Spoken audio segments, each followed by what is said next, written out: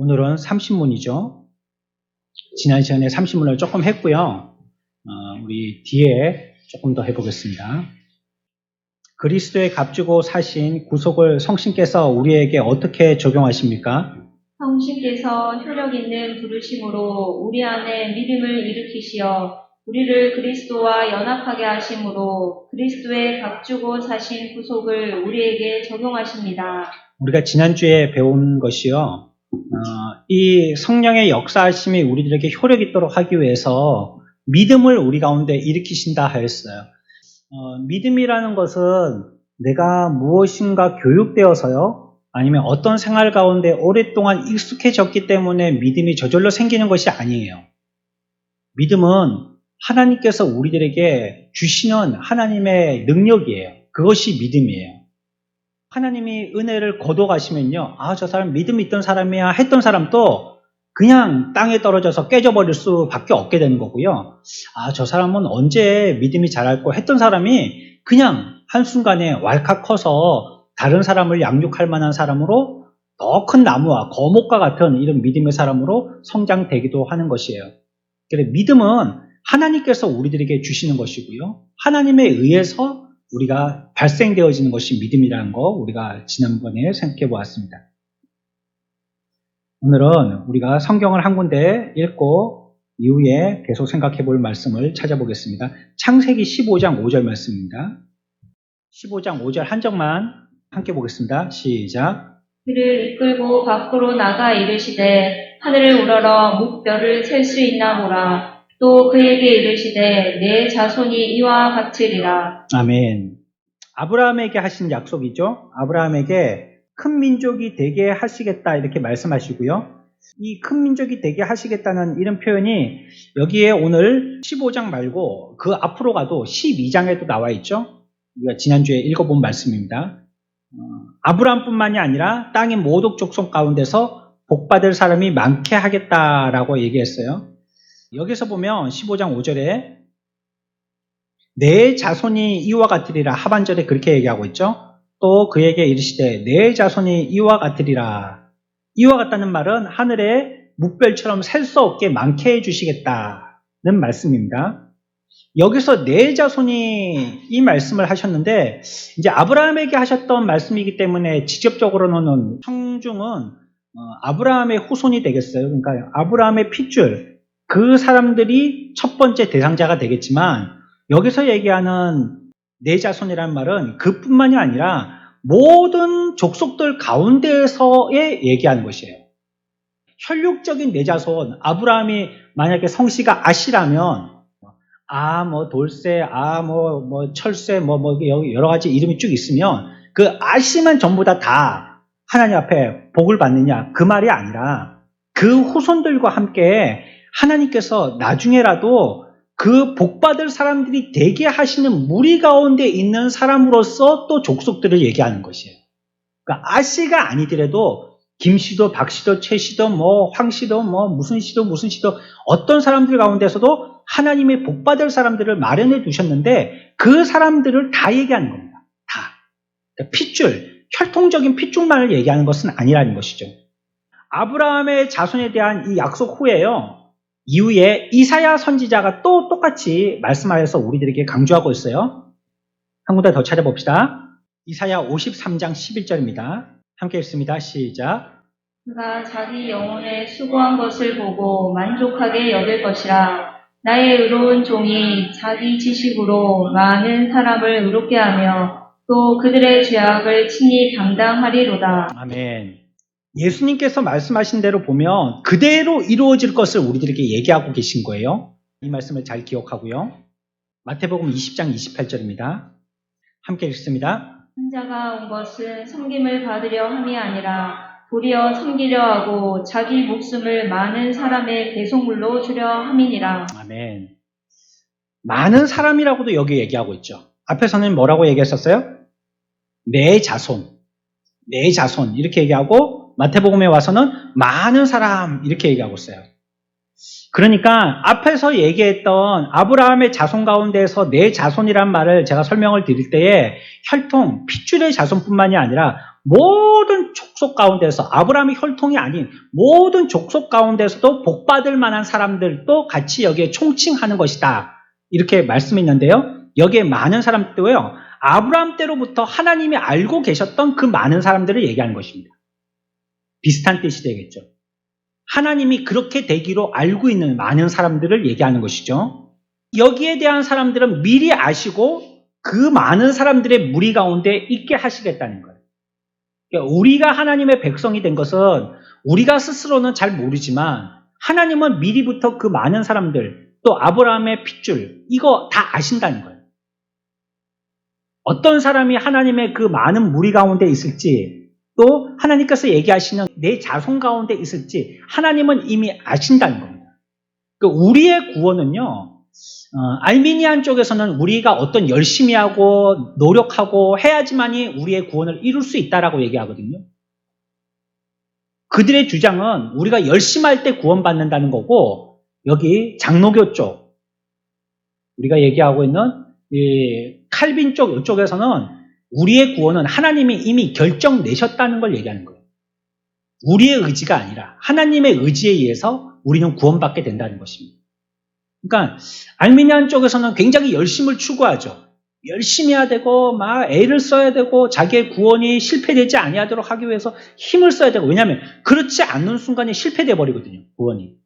그러니까 계속 그렇게 해야 되는 거예요. 이런 면에 보면 장로교의 단점을 많이 보완되는 거죠. 그런 부분들이. 근데 오늘날에는요, 이게 막 뒤섞여 있어서요, 이게 어느 쪽인지 잘 몰라요. 어느 쪽인지. 그래갖고 여기에 좋은 걸 여기다 갖다 붙이고 저기에 좋은 걸 여기도 갖다 붙이고 막 이렇게 됐어요. 막 혼재되어 있어가지고요, 이게 지금 장로교회인지 감리교회인지 성결교회인지 뭐 구분이 안 가요. 통합도 마찬가지고, 뭐 우리는 지금 합동에 있지만 이런 합동도 마찬가지고, 막 이게 뭐 어떻게 보면 사람들한테 듣기에 좋은 것, 또 덜 부딪히는 것, 또 이해시킬 수 있는 것, 이런 것만 이렇게 조각으로 뽑아오다 보니까 온전한 교리라는 게 지금 많이 약해져 있어요. 굉장히 약해져 있어요. 그 약한 부분을 가지고 누군가 이의를 제기하면요, 말을 못해요. 이거는 뭐 우리는 장로교라고 그러면 우리 장로교에서는 이런 걸 얘기하는 겁니다 하고 그 사람들에게 설명이라도 하면 되는데, 그 사람이 뭐 그걸 갖다가 수용하든지 아니든지 설명하면 되는데, 이거는 그게 아니고 막 짬뽕이다 보니까 뭐 설명할 게 없는 거예요. 짬뽕이라고 얘기하기는 또 자존심 상하고, 자기들도 뭔가 정체성이 있는 것 같은데 그렇게 얘기하려니까. 이렇게 우리의 구원이라는 것은 미리 아신 그분에 의해서 내 자손과 많은 사람들로 이미 결정되어 있는데, 사람들이 미리 알면 어떻게 될까요? 어떤 앞으로 되어질 일들을 미리 알았다 한다면요, 그거 안다게 해도 우리들은 그 일들에 대해서 어떻게 손 쓸 수 있는 방법이 없어요. 안들 알아도 말이죠, 우리는 능력이 부족하기 때문이죠. 그거는 뭐 뻔하게 절차상 그렇게 될 거야 하더라도 그거에 대해서 뭐 우리가 어떻게 그걸 갖다가 뭐 막거나 보호하거나 뭐 다르게 개선하거나 할 방법이 없는 것이에요.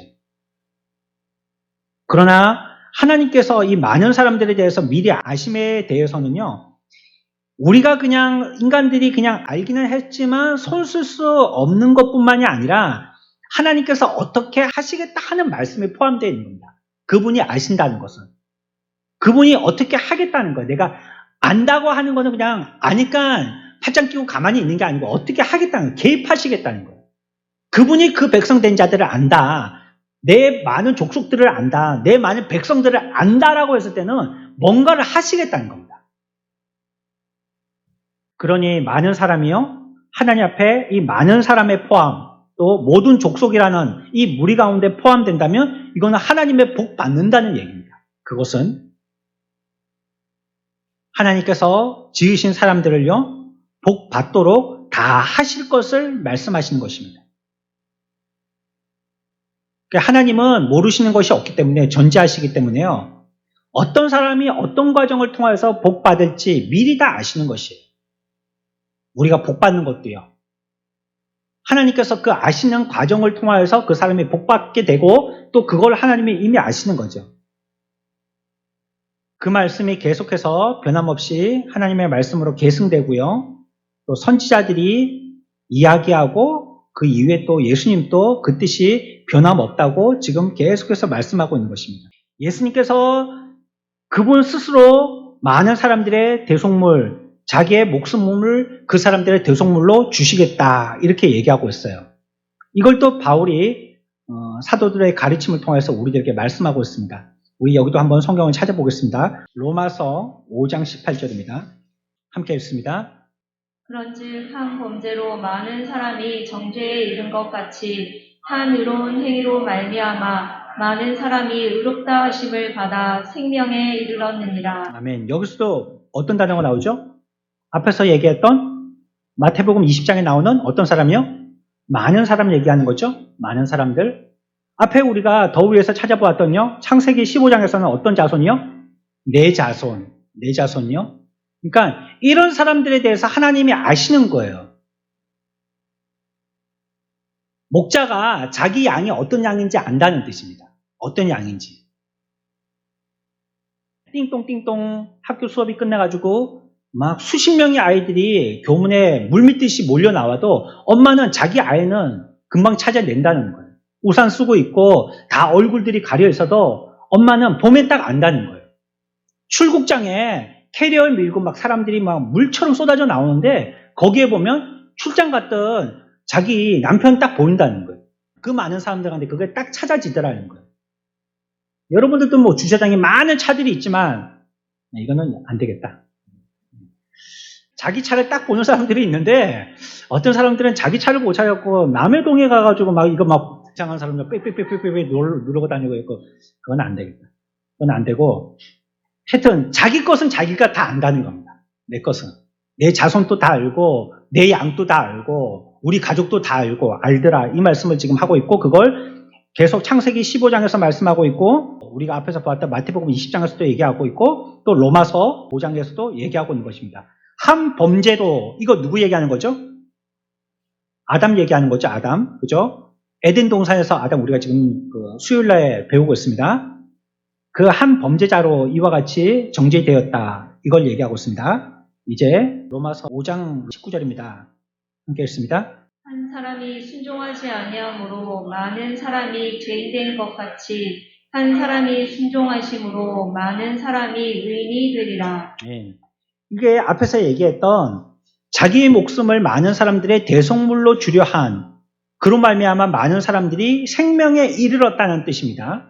그분이 목숨을 바치셔서 그분이 대속물로 주심으로 말미암아 많은 사람들을 구해낸다는 것입니다. 그럼 많은 사람들은 얼마나 되는 인구를 얘기하는 것입니까? 60억을 얘기합니까? 70억을 얘기합니까?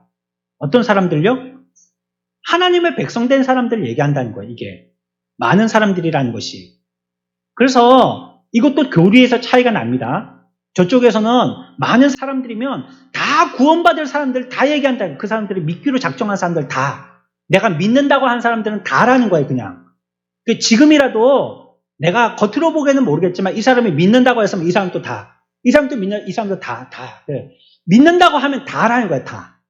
이게 저쪽 편에서 얘기하는 것이고 우리가 얘기하는 것은 그 다 안에는요, 가짜도 있고 진짜도 있다는 거예요. 그 다라고 얘기하는 사람들 가운데서도. 이건 성경에서 얘기하는 다가 아니라 세상 사람들이 저쪽 편에서 얘기하는 그 다 가운데서요. 그래서 하나님은 하나님의 다인 많은 또 무릇 그의 족속인 백성들은 하나님의 숫자로 따로 채워져 있다는 거예요. 이게 교리적으로 조금 차이가 있죠.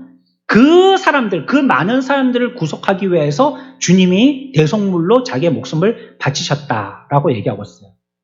여기 대해서 조금 더 자세히 얘기합니다. 갈라디아서 3장 27절 말씀입니다. 함께 읽습니다. 누구든지 그리스도와 합하기 위하여 세례를 받은 자는 그리스도로 옷 입었느니라. 아멘. 우리가 믿음을 고백해서 세례를 받으면요, 그것이 어떤 의미라고 했어요? 세례가 어떤 의미라고 그랬죠? 우리 저번에 사도행전에서도 배웠죠? 어떤 의미라고요? 그렇습니다. 첫 번째 의미가 연합의 의미라고 그랬죠. 연합되는 표시라는 거예요. 그것이 그렇게 된다라고 도장이 찍혀진다는 뜻입니다. 연합되었다는 것은. 그래서 28절 봅시다. 3장 28절에서 29절까지 함께 했습니다. 시작. 너희는 유대인이나 헬라인이나 종이나 자유인이나 남자나 여자나 다 그리스도 예수 안에서 하나이니라. 너희가 그리스도의 것이면 곧 아브라함의 자손이요 약속대로 유업을 이을 자니라. 여기 와서 이제 정리를 해 주시죠. 앞에서 얘기했던 모든 말씀을 갈라디아서 3장 28절 9절에 와서 다 정리하시는 겁니다. 보면 너희는 어떤 사람이든지 말이에요. 어떤 종류의 사람이요? 혈통으로는 아브라함의 자손이든지 아브라함의 자손이 아니든지 말이죠. 혈통적으로. 그게 유대인이나 헬라인이나 이 말이죠. 그리고 그 가운데서도 또 계급으로 나누면요. 어떤 사람이요? 종 아니면 자유자. 이 계급으로 나눠서 어떤 사람이든지 또 어떤 사람이요?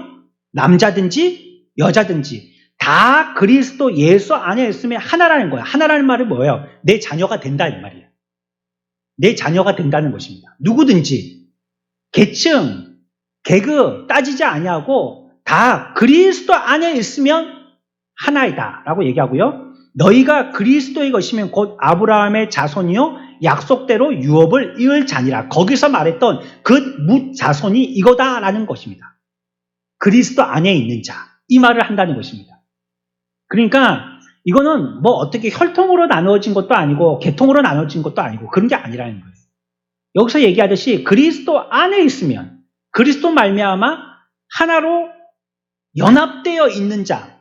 이 자는 전부 다 내 자손이고 그리고 내 백성이다. 모든 민족이 된다. 이렇게 얘기하고 있습니다.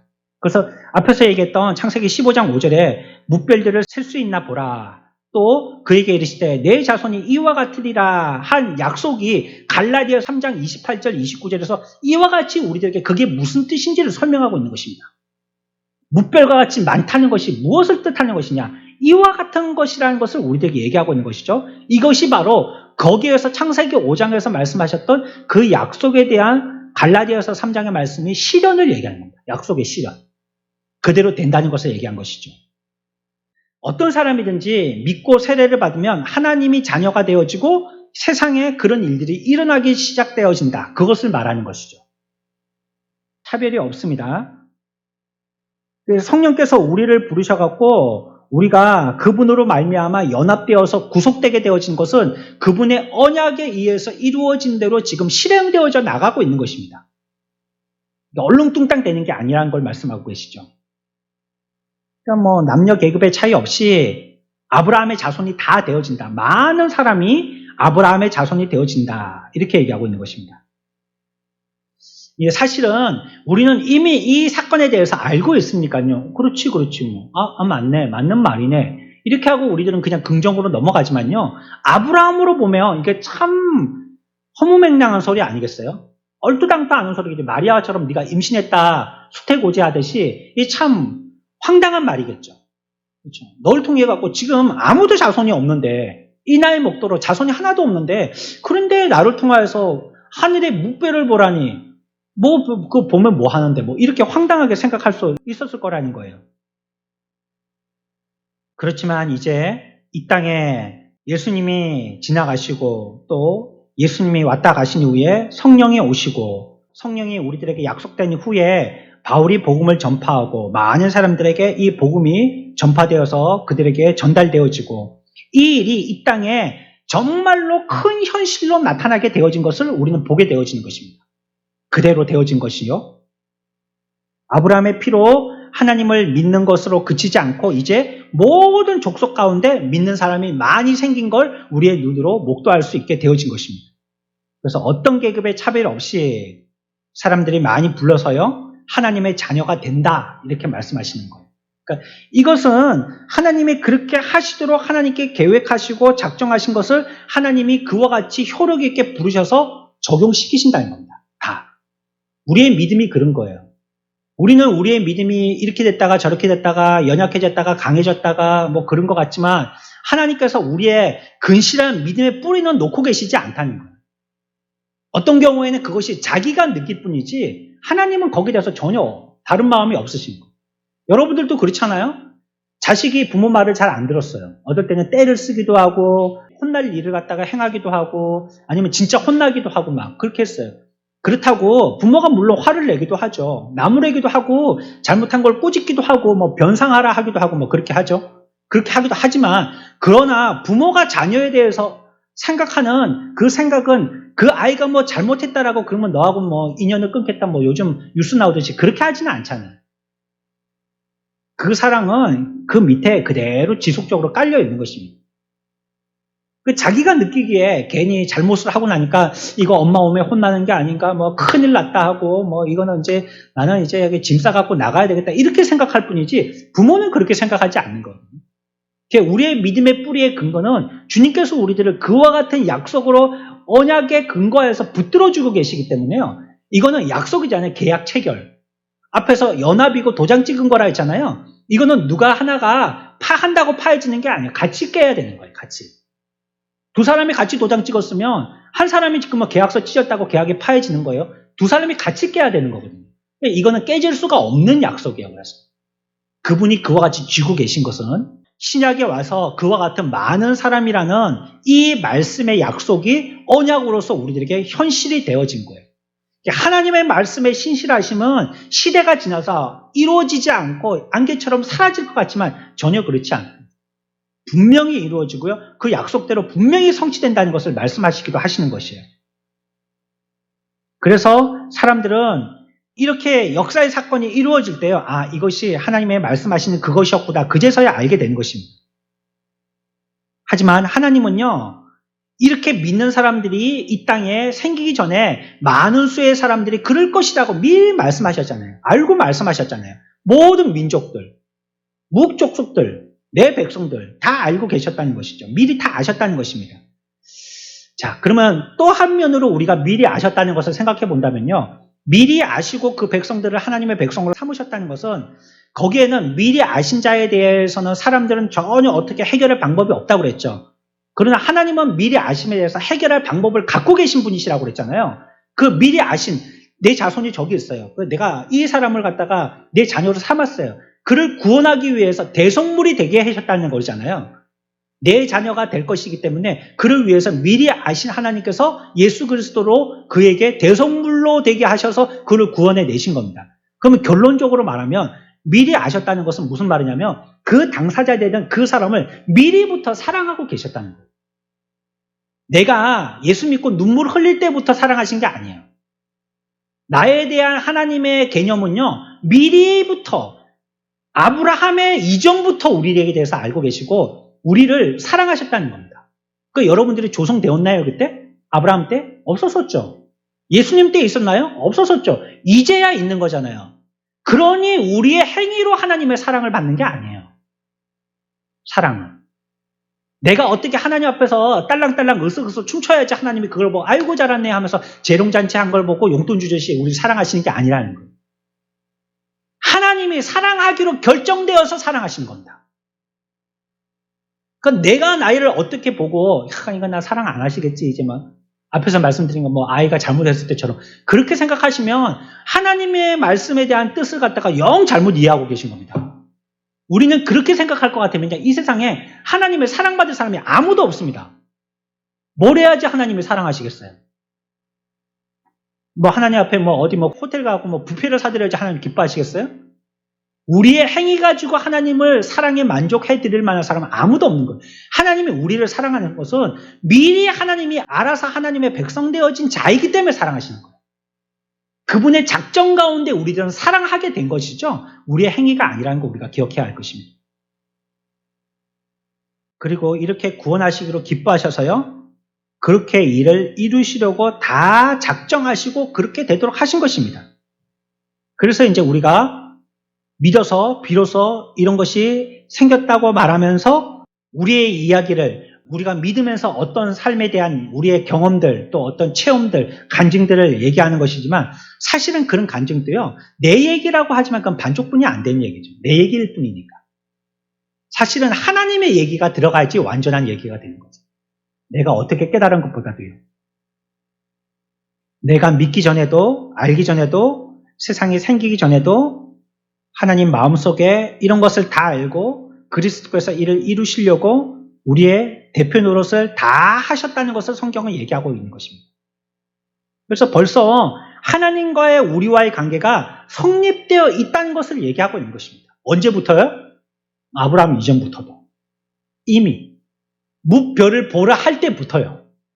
그 이전부터도. 그러니까 무별이 표시하는 게 이미 네게는 씨가 없어도 저 별처럼 이미 씨가 있다는 걸 얘기하는 것이에요.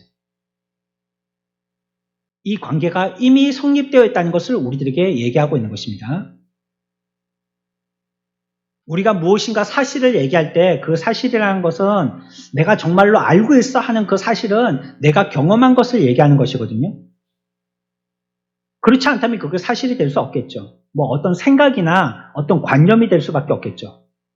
하나님이 말씀하시는 것은요, 우리가 이미 생기기 전에요, 우리와 하나님 사이에 이런 깊은 큰 관계가 있다라고 아브라함 때부터 작정된 것이 그대로 있게 되어진 것입니다. 그 관계가 영원하다라고 하는 것입니다. 그것이 이제 경험됐기 때문이 아니고 이미 그렇게 말씀하신 그 약속 때문에 이미 그렇게 이루어진 거예요. 그러니 앞으로도 예를 들어 우리 앞에 무엇인가가 나타날 일들이 성경이 우리들에게 언약으로 하고 있는 말씀이라면 그거는 성경이 보실 때는 이미 이루어진 일이라는 거예요.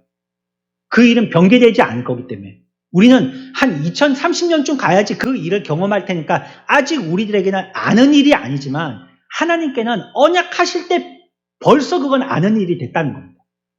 앞으로 몇천 년 전에 되어질 일도 하나님 앞에서는 하나님이 말씀하실 때 이미 그것은 된 일이 된 거예요. 이미 이루어진 일이 된 것이라는 걸 말씀하고 있는 것입니다. 이것은 우리의 의식 가운데는 없지만요, 이러한 연합이 하나님의 사랑과 그리스도의 마음에 이루어진 것이고요, 그리스도의 행동에서 나타나 있는 것입니다. 그래서 우리가 그것을 잘 모른다라고 부인할 수 없도록 예수 그리스도의 그의 삶의 표현을 통하여서 또 하나님의 말씀하심을 통하여서 우리들에게 작정하여 주셨고, 이것이 우리들에게는 더 이상 빠져나가지 못할, 우리는 뭐 더 이상 핑계대지 못할 것이 된 것입니다.